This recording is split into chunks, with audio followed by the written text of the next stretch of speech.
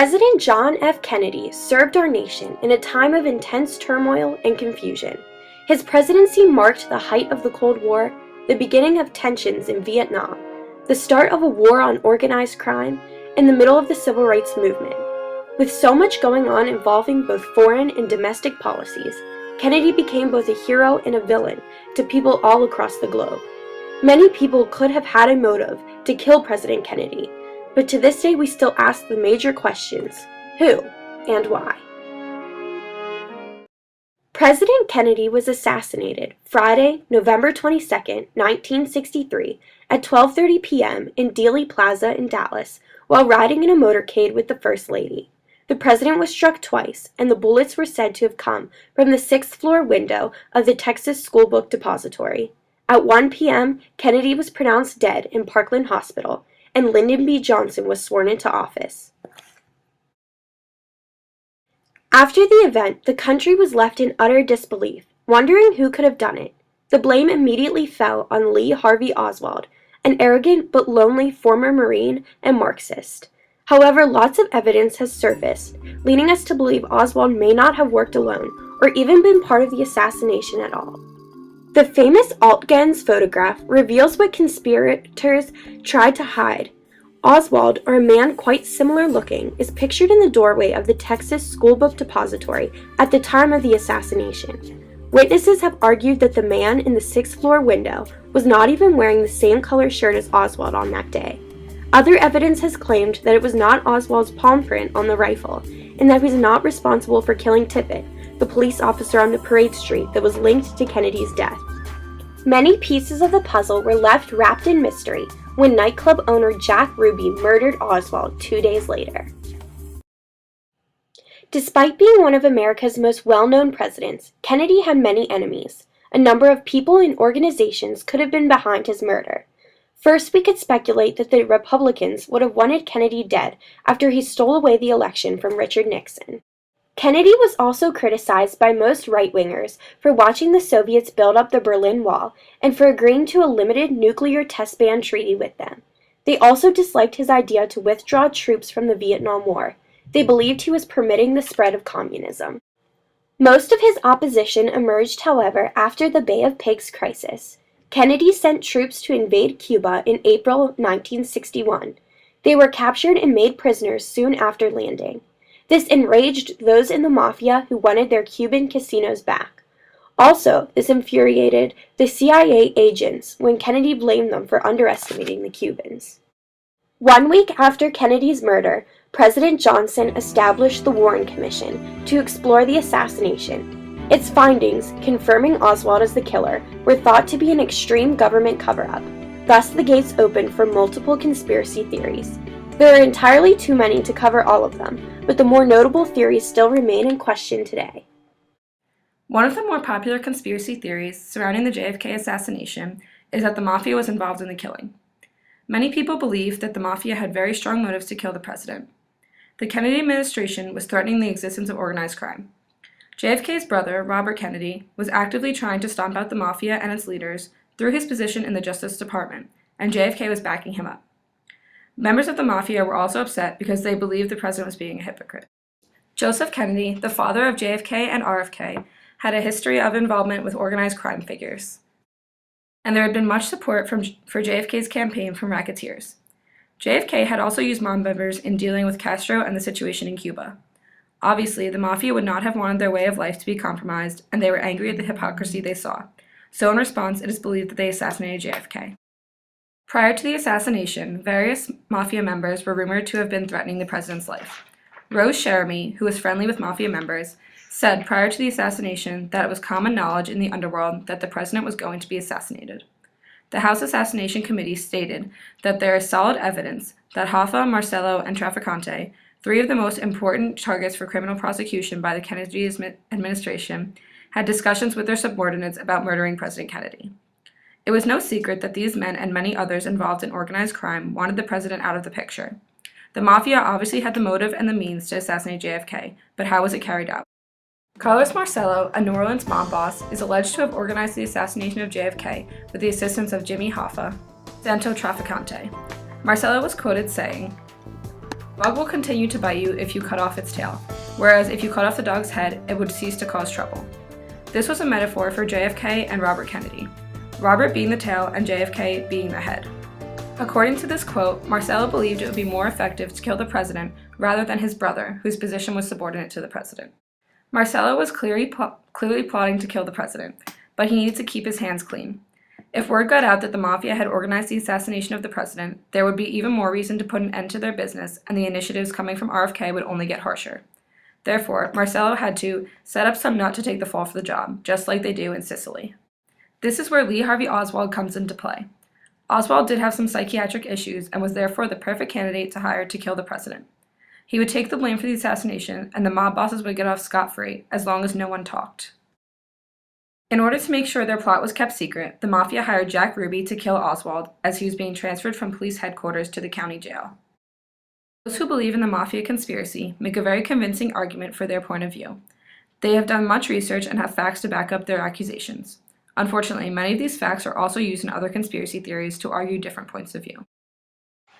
In 2007, E. Howard Hunt, the country's most notorious CIA spook, who later served time for his role in Watergate, gave a near-deathbed confession to his long-estranged son, naming then Vice President Lyndon B. Johnson and a handful of CIA spooks as the group behind the assassination of John F. Kennedy. Hunt created a cassette tape that he later mailed to his son, narrating his knowledge of the CIA's involvement. In the tapes, Hunt describes himself as a bench warmer, but one who was willing to play a larger role.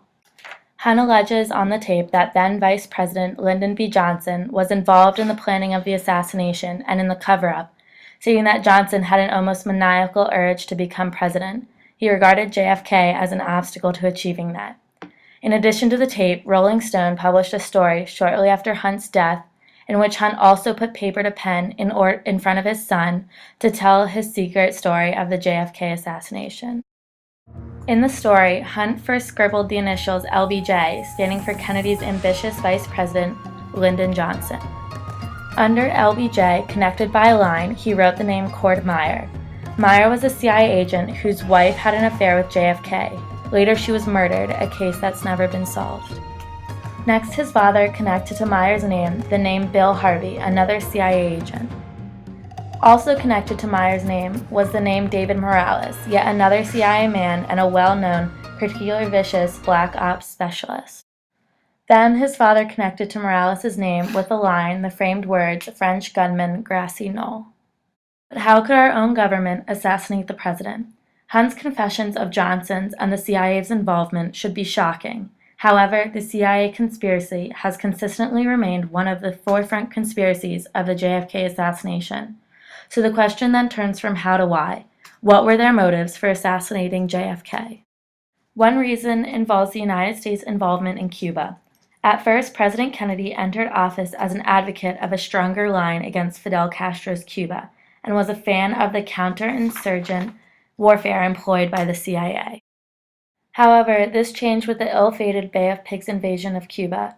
Shortly after the failed invasion, which Kennedy claimed to have inadequate information of, Kennedy told his friend Clark Clifford, a government lawyer, "Something very bad is going on within the CIA, and I want to know what it is. I want to shred the CIA into 1,000 pieces and scatter them to the four winds."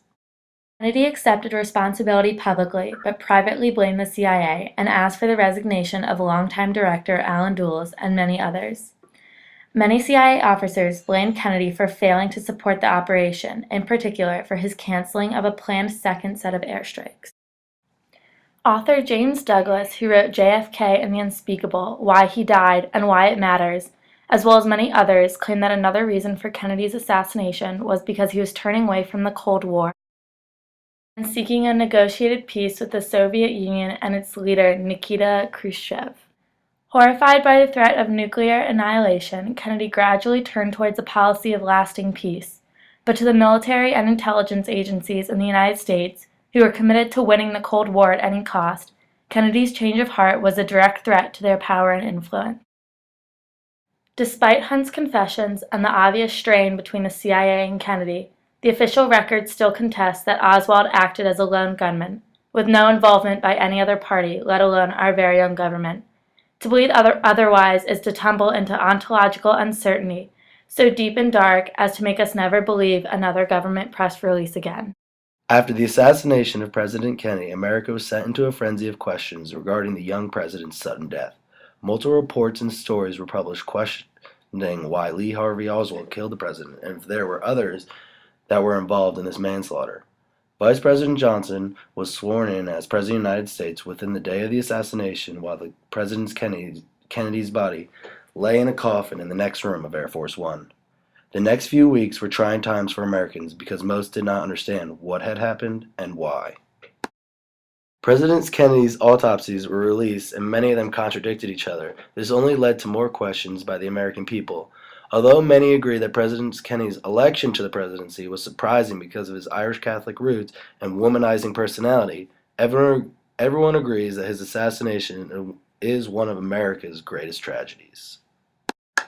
Although during our lifetimes we have never experienced the assassination of our president, we have experienced an event that will never be forgotten, with the attack on the World Trade Center on September 11, 2001. This is comparable to the assassination of President Kennedy because it is an event that shook America.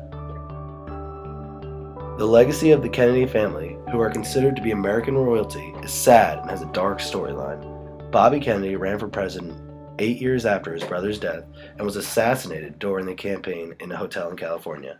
That left Edward, one of the youngest Kennedy brothers, to carry on the Kennedy name in Washington. He served 40 plus years in the Senate and had an unsuccessful presidential election when he tried to run against incumbent Jimmy Carter, who was also a Democrat. Jackie Kennedy then had a controversial marriage to much older Aristotle Onassis, a Greek shipping magnate, because she feared the safety of her children after Bobby's assassination. She is quoted saying, "If they are killing Kennedys, then my children are targets." The family left America for Greece once the marriage took place. A Kennedy had presided in Congress from 1947 until 2011, and the family will return to Washington in January when Joseph P. Kennedy III takes office as the representative of Massachusetts' 4th District. The Kennedy legacy still lives on today in the lives of many living and breathing Kennedys, whom all hold the same principle that the older generations before them did: to help America. For a family that has been through such tragedy and national spotlight, it is truly inspiring that they have come out on such a moral high ground.